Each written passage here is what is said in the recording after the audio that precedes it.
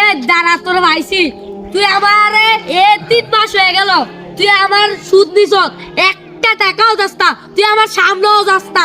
আজকে তোরে খাইছি, তোর এরম মার দিবু, আজকাই তুই আমার টাকা দিবি। ভাই আমার মা অসুস্থ আছে, তাই আপনাকে আমি টাকা দিতে পারিনি।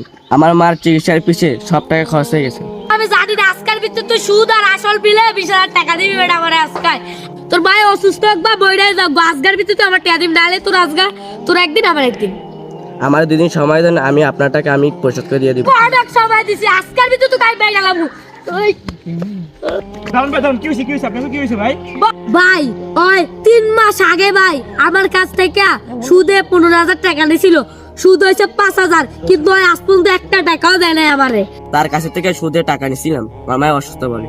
ভাই শোনেন, ইসলামে আছে না সুদ খাওয়া হারাম, আর আপনি কেন সুদ খান ভাই?